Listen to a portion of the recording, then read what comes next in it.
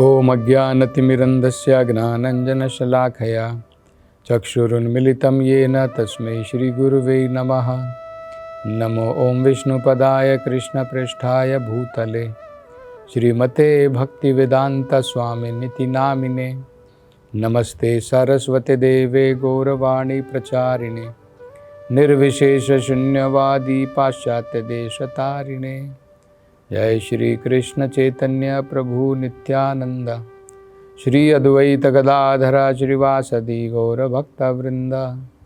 हरे कृष्णा कृष्ण कृष्णा हरे हरे, हरे राम राम राम हरे हरे।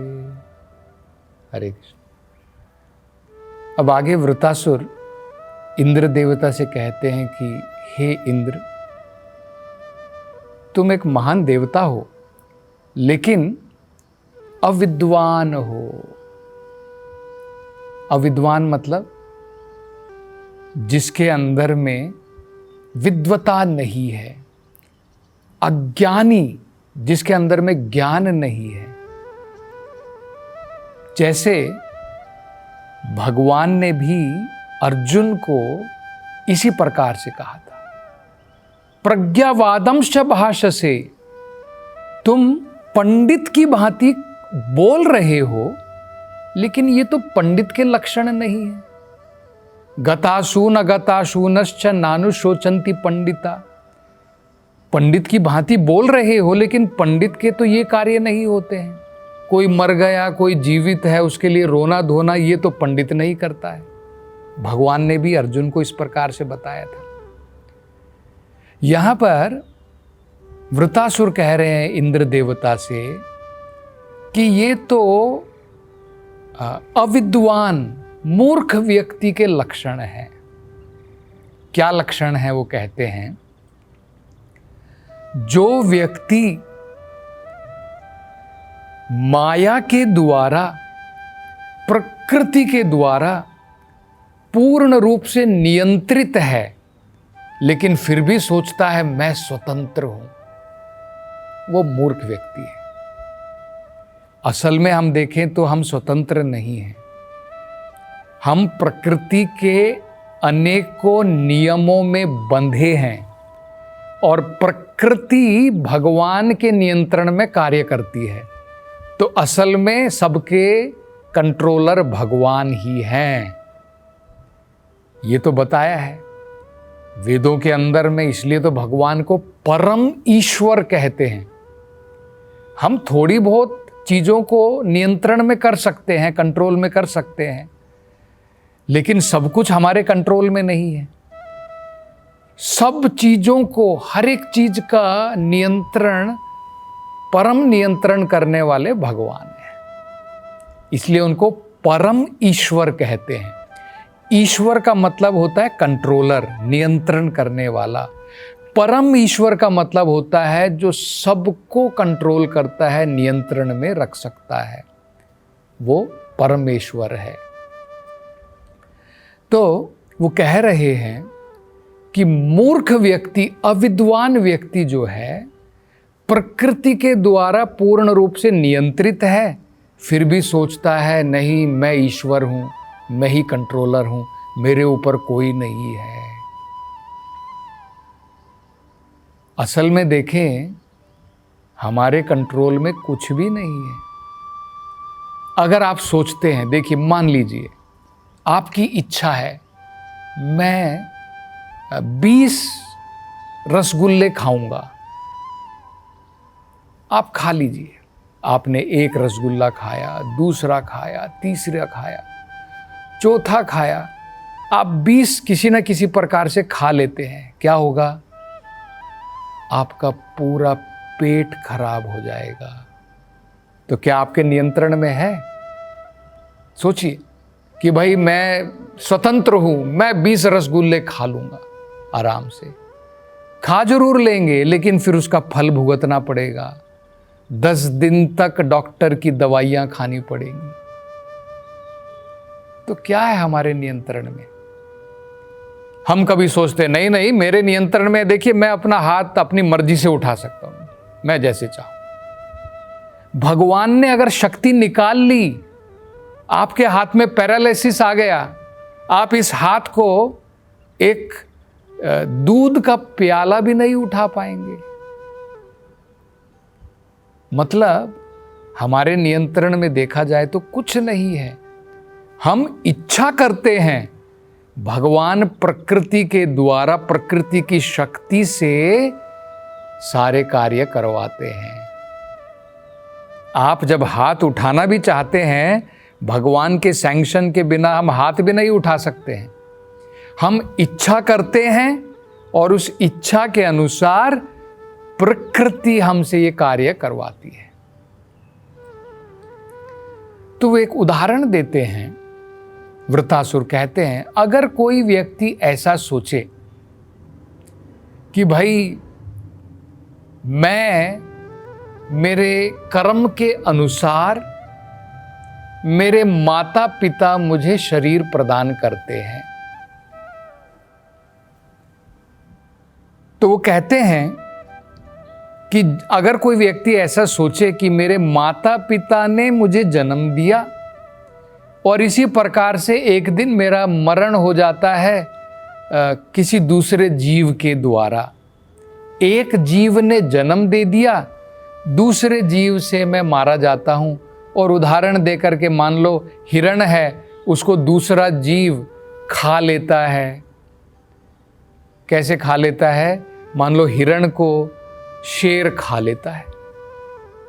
तो एक जीव से मैं जन्म हुआ, दूसरे जीव से मेरा मरण हुआ, और मुझे ये शरीर कैसे मिला? कर्म से मिला। मतलब इसमें वो सोचता है कि भगवान का कोई लेना देना ही नहीं है, भगवान कंट्रोलर नहीं है, मेरा कर्म कंट्रोल वाला है, और दूसरे जीव से मेरा जन्म होता है, दूसरा जीव मुझे मार देता है। वृत्तासुर कहते हैं ये समझ बराबर नहीं है। तो कैसे समझना है? देखिए, ये समझना बहुत महत्वपूर्ण है। भगवान का क्या हाथ होता है? भगवान का बहुत बड़ा हाथ है। कर्मणा देव नेत्रेणा, हम जो कर्म करते हैं उसको देखने वाला कौन है? उसको देखने वाला प्रकृति नहीं है, प्रकृति कुछ नहीं करती है। कर्मणा देव नेत्रेणा, भगवान उसके साक्षी हैं। परमात्मा के रूप में हृदय में विराजमान होकर के भगवान, हम जो भी कर्म करते हैं भगवान उसके विटनेस हैं, साक्षी हैं। तो जैसी करनी वैसी भरनी, फल भगवान देते हैं। जैसे हाई कोर्ट में जज या सुप्रीम कोर्ट का जज जो है, आपके कर्म के अनुसार कई बार आपको मुआवजा दे सकता है कि भाई ये व्यक्ति, मान लीजिए आपको गलती से जेल में किसी ने बंद कर दिया था, पुलिस वाले ने, बाद में आप निर्दोषी हैं और सुप्रीम कोर्ट के जज ने कह दिया कि भाई ये व्यक्ति, आपने गलती से आप इसको जो है जेल में आपने बंद किया, अब आपको इसको कंपेंसेशन देना पड़ेगा, मुआवजा देना पड़ेगा, 1 करोड़ रुपये सरकार इनको देने पड़ेंगे। तो जजमेंट देने वाला कौन है? जज है। या कोई व्यक्ति ने गलत काम किया है, किसी का मर्डर किया है, तो कोर्ट आपको जजमेंट देगा कि भाई इसको फांसी के ऊपर लटकाया जाए। तो आपके कर्म को सैंक्शन देने वाला, जजमेंट देने वाला कोई है। केवल कर्म मात्र से नहीं होता है, कर्म को देख करके उसकी जजमेंट देने वाला भगवान है। ये मूर्ख लोगों को पता नहीं है। तो माता पिता जन्म नहीं देते हैं, माता पिता को जन्म देने की प्रेरणा देने वाला भी भगवान है। देखिए जन्म कैसे होता है, यहां पर हम लोग सोच रहे हैं ना, कोई सोच रहा है, वृत्तासुर कह रहे हैं, कोई सोच सकता है, मूर्ख व्यक्ति सोच सकता है, अरे मेरे कर्म के कारण मेरा जन्म हुआ, मेरे माता पिता ने जन्म दिया, एक जीव ने जन्म दिया, दूसरे जीव से मरण हुआ। ये मूर्खता है। असल में सब कुछ भगवान के कंट्रोल में है। वृत्रासुर ये समझाना चाहते हैं इंद्र देवता को कि हार जीत तुम्हारे हाथ में नहीं है, सब भगवान के कंट्रोल में है, तुम अपना केवल कर्म करो। ये समझाने के लिए बहुत महत्वपूर्ण बातें बता रहे। तो इसको हम कैसे समझे? देखिए, इसको समझना बड़ा आसान है। हमने कुछ कर्म किए, ठीक है, मान लीजिए आपने अच्छे कर्म किए, अच्छे कर्म किए। अब अच्छे कर्मों की जजमेंट भगवान जो है वो साक्षी हैं आपने कैसे कर्म किए हैं। तो भगवान जजमेंट के अनुसार अब निर्णय लेते हैं कि आपका जन्म कहाँ होगा। आपने अच्छे कर्म किए, भगवान भगवत गीता में कहते हैं जिसने श्रेष्ठ कर्म किए हैं उनका जन्म शुचिनाम श्रीमताम गेहे। भगवान की जजमेंट के अनुसार आपका जन्म अच्छे घर में होगा, ब्राह्मण के घर में होगा जो शुचि है, या फिर जिसके पास में बहुत धन दौलत है, कोई प्रॉब्लम नहीं है खाने पीने की, उसके घर में आपका जन्म होगा। कर्म किए आपने, लेकिन जजमेंट तो दिया भगवान ने। तो क्या होगा? अब देखिए जन्म कैसे होता है। भगवान की आज्ञा के अनुसार आप जब इस एक शरीर छोड़ते हैं, अब आत्मा उस जिसके घर में आपको जन्म लेना है, जो आपका माता पिता बनेंगे, उस पिता के वीर्य में वो आत्मा प्रकृति प्रदान कर देती है भगवान की आज्ञा के अनुसार। मान लीजिए आपका घर, आपका जन्म जो है, उदाहरण के तौर पर, केवल उदाहरण मात्र है, मान लीजिए अंबानी के घर में होना है, तो क्या होगा? आत्मा, उस आत्मा को प्रकृति जो है, जो आपके पिता बनने वाले हैं, उनके वीर्य में प्रदान करती है। उस वीर्य के द्वारा पिता भगवान से प्रेरणा के कारण ही अपनी पत्नी के गर्भ में स्थानांतरित करते हैं। वो आत्मा अब पिता से मां के गर्भ में चली गई, कंसेप्शन हुआ, प्रेगनेंसी हुई। अब जैसी यथा बीजम यथा योनि वेदों में कहा है, जैसे पिता और जैसी माता की योनि, उनके अनुसार बच्चे का शरीर आता है। तभी हम लोग कहते हैं ना कि अरे ये मेरा बेटा बिल्कुल माँ के ऊपर गया है, ये बेटी पिता के ऊपर गई है। मतलब कैसे है? यथा बीजम यथा योनि, बीज देने वाला पिता, शरीर देने वाली माता, इन दोनों के योनि के अनुसार बच्चे का शरीर होता है। ये सब कौन कर रहा है? भगवान की निगरानी में हो रहा है। मया अध्यक्षेन प्रकृति सूयते सचराचरम।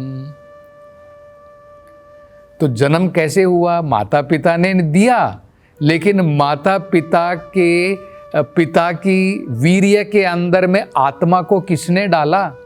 प्रकृति ने डाला। और प्रकृति ने कैसे डाला? भगवान की आदेश के अनुसार डाला। मतलब फाइनल में कंट्रोलर भगवान है। ये वृत्रासुर जो है समझा रहे हैं इंद्र देवता को। मूर्ख लोग सोचते हैं कि मैं कंट्रोलर हूं, पर जो विद्वान व्यक्ति है वो जानता है हार जीत ये सब मेरे हाथ में नहीं है, मेरे हाथ में केवल कर्म करना मात्र है। हार जीत का फैसला, फल कैसा आएगा उसका फैसला करने वाले भगवान है। तो ये बड़ी महत्वपूर्ण बात है। अब अगले वो कहते हैं, देखिए कितनी बढ़िया बात कहते हैं, भगवान के सिवा,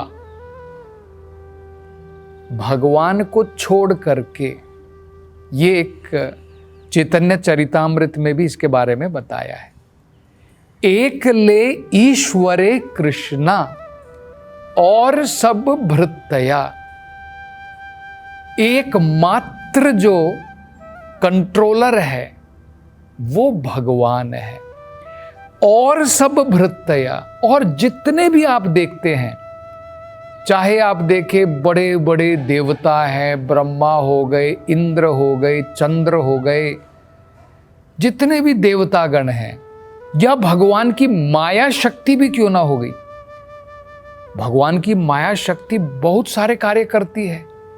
जैसे अगर आप देखिए, सवेरे आप उठते हैं, आपके गार्डन में फूल उग जाता है, कोई आपको दिखाई नहीं देता किसने ये फूल उगा दिया, ऐसा लग रहा है कि मानो प्रकृति ने सारा कार्य कर दिया है। लेकिन ये प्रकृति किसके निर्देश में कार्य कर रही है?